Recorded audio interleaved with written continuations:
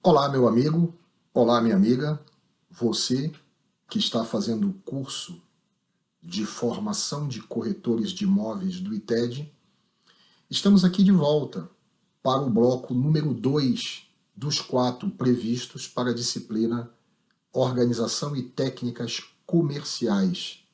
Meu nome é Alceu Kozlovski e eu sou o responsável em levar para vocês estes ensinamentos importantes para a formação de todo bom profissional.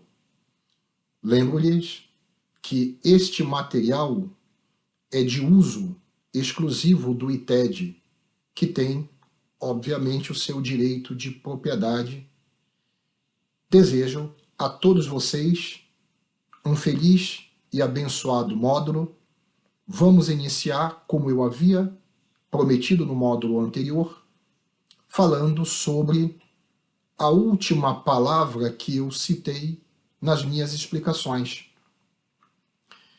Produtividade.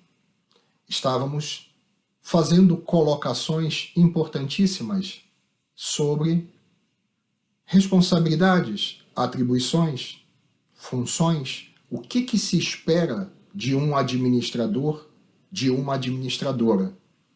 Foi quando surgiu a palavra produtividade.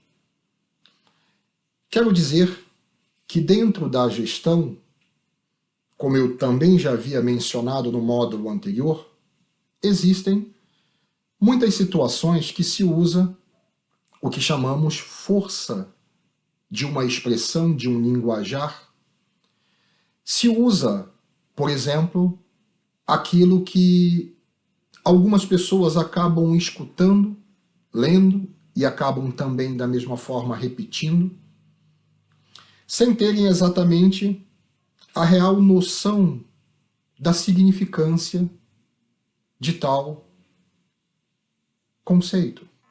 E aí que nós vamos falar sobre produtividade. Produtividade é um conceito derivativo da produção.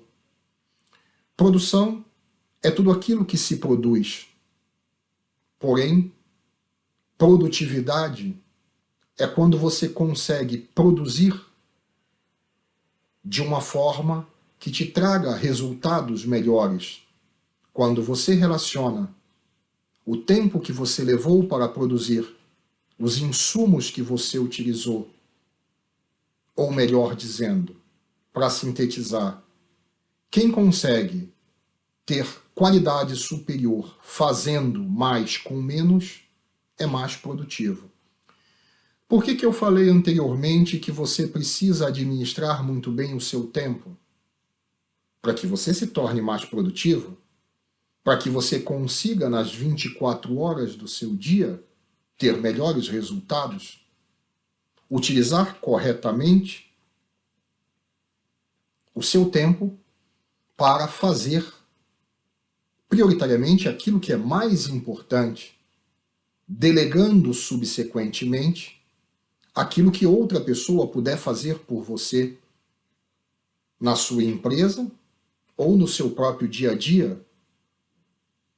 E aí entra também mais uma função importante do administrador, que é o empowerment.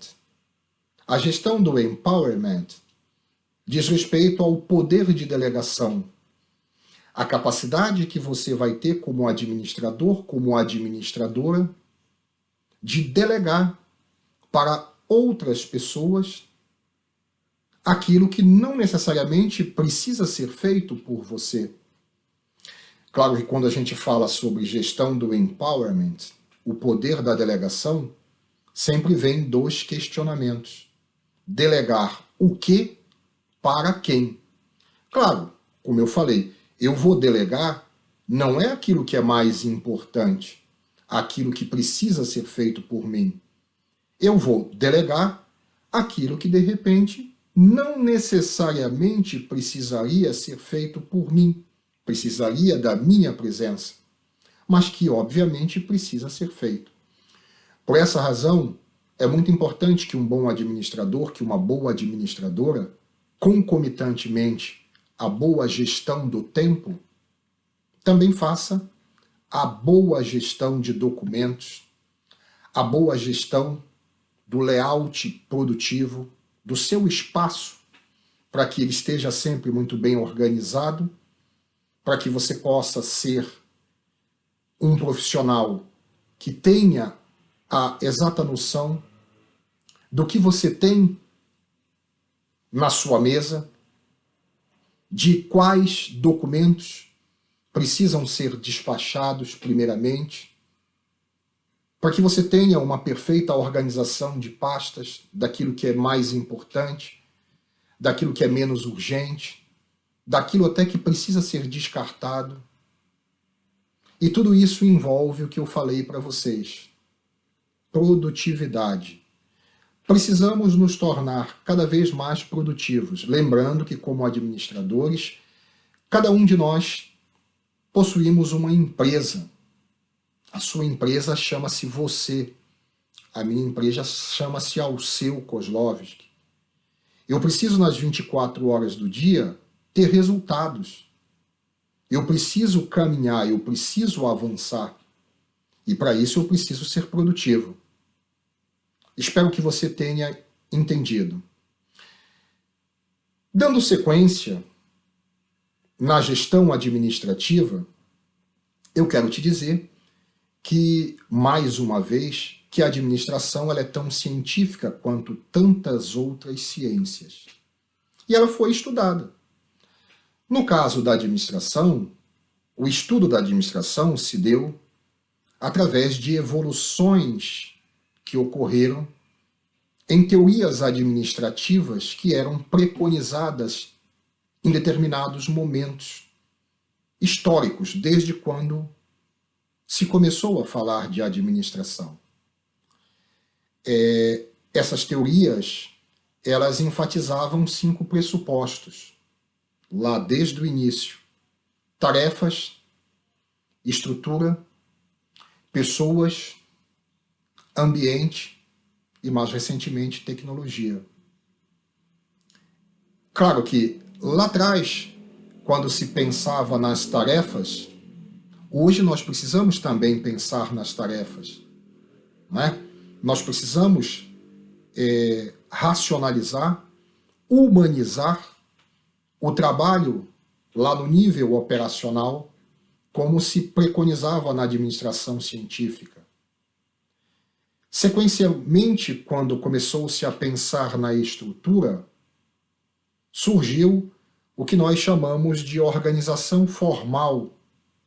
E os princípios da administração, planejamento, organização, direção e controle, que não necessariamente foram tão somente esses, ou nesta exata ordem, mas ao longo foram sendo mudados, porém, o que hoje para nós vale é o que eu te falei: planejamento, organização, direção e controle. Sequencialmente, ainda com a visão estruturalista, começou-se a observar não somente esta estrutura formal de uma empresa, formalizada, e nós vamos ver daqui a pouco, dentro de um organograma, mas sim a estrutura informal. Por quê? Porque a estrutura formal dentro de uma empresa, isso claro que serve com certeza para os nossos dias atuais, sem sombra de dúvida, é aquela que está nos mostrando quem está ocupando cada cargo, quem supervisiona quem. E isso dá para nós uma estrutura de hierarquia. Porém, dentro das empresas, não é só a hierarquia que funciona, não é só o grupo formal, aquilo que foi formalizado no organograma. As pessoas começam a ter relações entre si, e aí surge a informalidade, os grupos informais. As pessoas vão fazendo amizades, e às vezes, depois do trabalho, nos finais de semana, se encontram, apresentam-se respectivamente e reciprocamente às famílias. Aí começam a surgir os grupos informais. que dentro de uma empresa ele é muito importante, por conta das relações interpessoais que precisam ser muito bem trabalhadas, projetadas e administradas. Mas, fundamentalmente, os grupos informais, eles servem até para que possam interagir harmonicamente com a formalidade da empresa.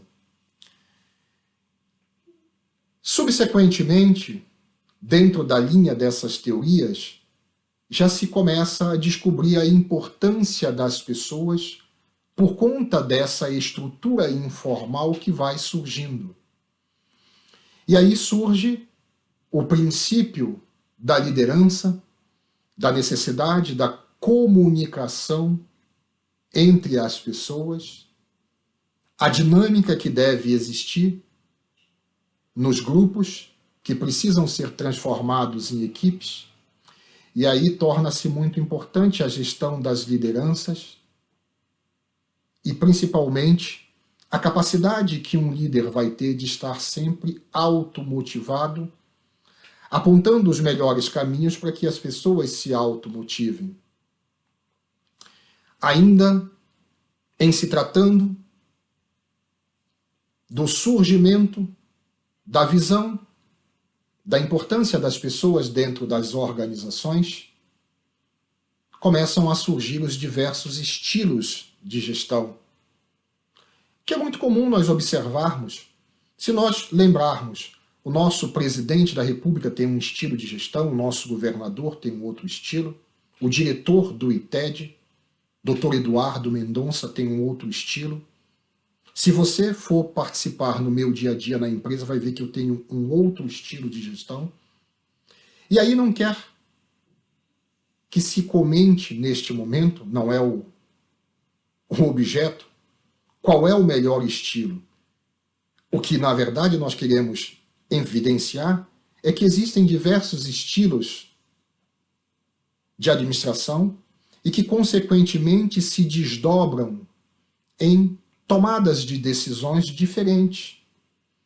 Veja aí na condução desta nossa terrível pandemia sob a qual nós estamos inseridos. Diversos governos têm decisões diferentes, que eu digo, governos federais, estaduais e municipais. Quando nós falamos desta ênfase ainda nos estilos da administração, nós estamos falando também na integração de objetivos. Hoje, o maior objetivo dentro de uma empresa é fazer, enquanto liderança empresarial, que os liderados atinjam os objetivos organizacionais com as suas plenas e restritas satisfações. Esse é um grande desafio, transformar um ambiente de trabalho em algo extremamente feliz para todas as pessoas. Para isso, nós precisamos também ainda destacar alguns pressupostos importantes voltados à ênfase das pessoas dentro das teorias organizacionais. Sistemas.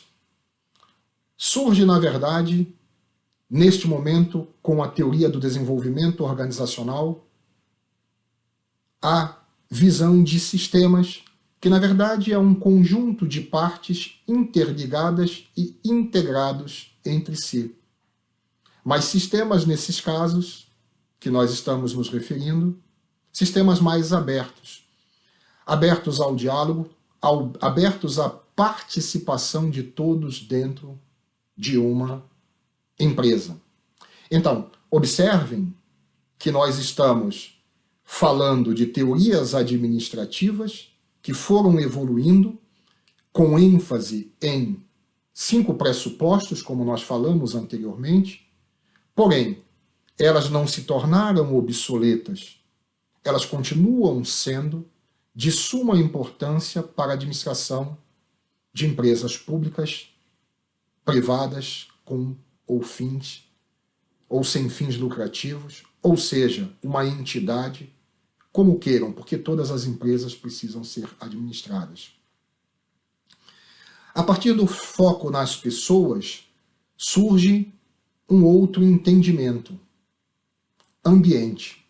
A teoria estruturalista, e também a teoria não estruturalista, ela faz uma análise intra-organizacional e já começa a preconizar uma análise ambiental dentro dessa visão dos sistemas abertos. E você vai ver que é aí que nós vamos começar a leitura de todo o processo administrativo. Por quê?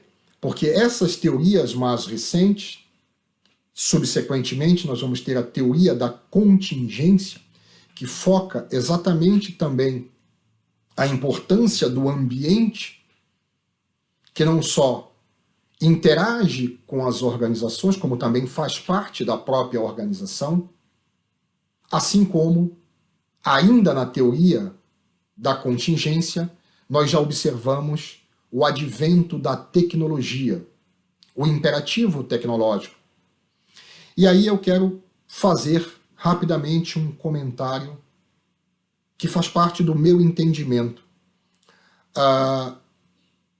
Quando se fala em tecnologia, normalmente a grande maioria relaciona a palavra tecnologia a equipamentos.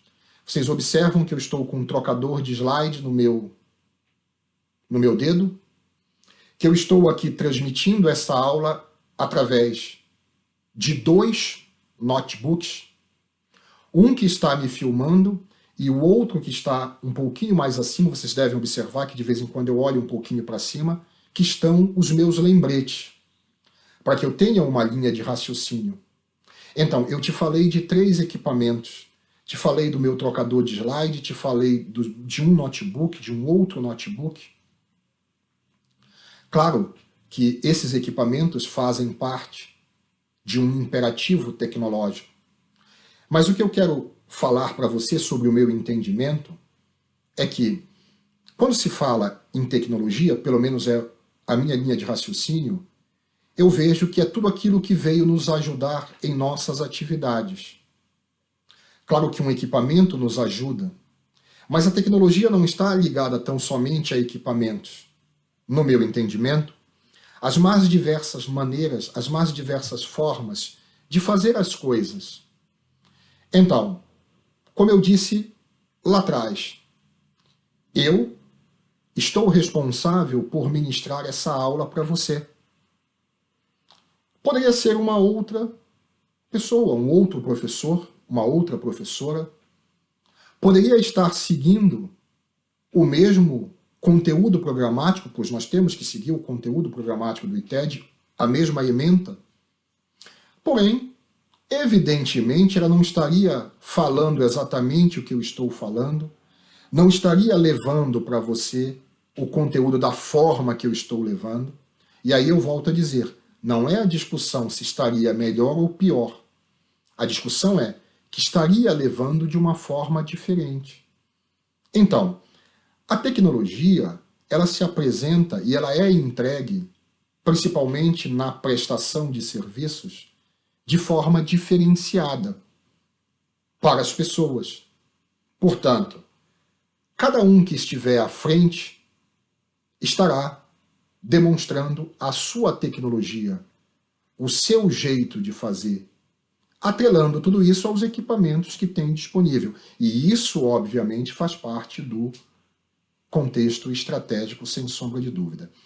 Então eu espero que você, nessa abordagem muito rápida sobre as teorias administrativas, possa ter entendido, e volto a dizer, se você não entendeu, reveja o vídeo, porque você aí vai fixar um pouco mais os seus conhecimentos. A partir de agora, nós vamos nos basear exatamente a partir desta teoria contingencial, que nos fala sobre a importância e a influência do ambiente nas organizações, para poder te explicar a essência da administração que passa pelo processo administrativo. Então, nós estamos começando exatamente da última das teorias, que é datada mais ou menos de 1970, sob a qual nós estamos inseridos, não deixando de supracitar sempre as outras, que também são muito importantes, porém vieram antes. Então, onde começa o nosso dever de casa com base na teoria contingencial para aprendermos um pouco mais sobre gestão? Começa no fato de nós entendermos que toda organização, toda pseudo-organização, toda empresa, ela está inserida dentro de um ambiente. Lembre-se, a teoria da contingência, a teoria contingencial, enfatizava essa existência do ambiente e já mais lá na frente, atrelada ao imperativo tecnológico. Então, toda empresa, ela está inserida dentro de um ambiente. Se ela é uma organização na essência ou não, não vem o caso, neste momento, nós discutirmos, porque eu já te expliquei isso. Mas vamos sintetizar. Este ambiente, ele se subdivide em ambiente geral e ambiente de tarefa. O que é o ambiente geral? É o ambiente onde você vai encontrar todas as organizações, todas as empresas. Vamos ter como base uma cidade. Pense numa cidade do interior do estado do Pará. Pense em Santarém.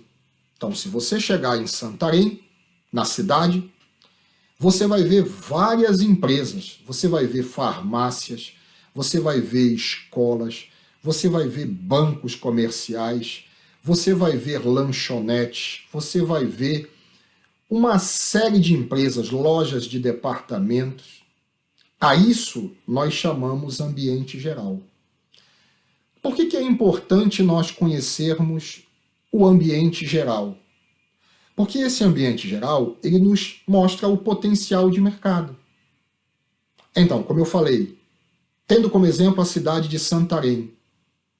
É uma cidade grande, onde você vai ter muitas farmácias, onde você vai ter muitas escolas, onde você vai ter muitas lojas comerciais, onde você vai ter muitas instituições de ensino superior, diferentemente de uma cidade muito pequena, como Curralinho, no interior do Marajó, que você até vai ver uma ou duas farmácias, quem sabe. Você vai ver até, quem sabe, 50 estabelecimentos comerciais, enquanto Santarém, por exemplo, deve ter 5 mil, 10 mil, sei lá quantos, 20 mil. Estou aqui hipotetizando. Mas eu quero te mostrar que Santarém, diante deste ambiente geral ser mais amplo, nos apresenta um potencial de mercado maior. Lembra do conceito de mercado que nós estabelecemos na disciplina anterior? Mercado é a arena potencial para a realização das trocas, que deram lugar para o que nós chamamos de compra e venda. Então, dentro de Santarém, a dinâmica dos negócios vão ser muito maiores do que na cidade de Curralinho. Por quê? Vão haver em Santarém maiores circulações de riquezas, maiores efetivações de trocas, de transações e, consequentemente, de vendas. Então, resumindo, este ambiente geral, ele nos apresenta o potencial de mercado. E é importante para nós conhecermos o potencial de diversos mercados, até em mercados que nós queiramos adentrar como empreendedores.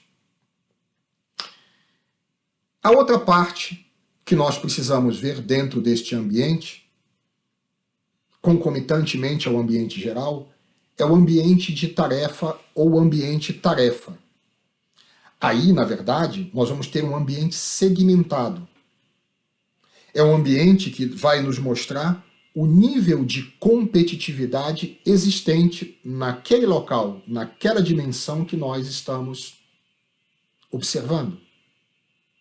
Então, Santarém, que nós usamos como exemplo, com certeza absoluta, pela dinâmica do seu ambiente geral, tem também um ambiente de tarefa em muitos segmentos extremamente concorridos. deve ter muitas farmácias, devem ter muitas lanchonetes, devem ter muitos salões de beleza, devem ter muitas escolas e assim sucessivamente. Então, relembrando, ambiente geral nos mostra potencial de mercado, ambiente de tarefa nos mostra nível de competitividade. Agora, o que também é muito importante nós lembrarmos, que nós falamos anteriormente, do aspecto intra-organizacional, abordado também pelas teorias administrativas. Nós temos dentro de uma empresa o que nós chamamos ambiente interno. O que é esse ambiente interno? É simples de nós entendermos. É o que está dentro da empresa. Você entrou porta para dentro da empresa, você tem a empresa internamente. Nós chamamos isso de ambiente interno. Nesse ambiente interno, nós temos o que nós chamamos de variáveis controláveis. Controláveis pelos administradores desta empresa. E quais são essas variáveis controláveis? São os recursos.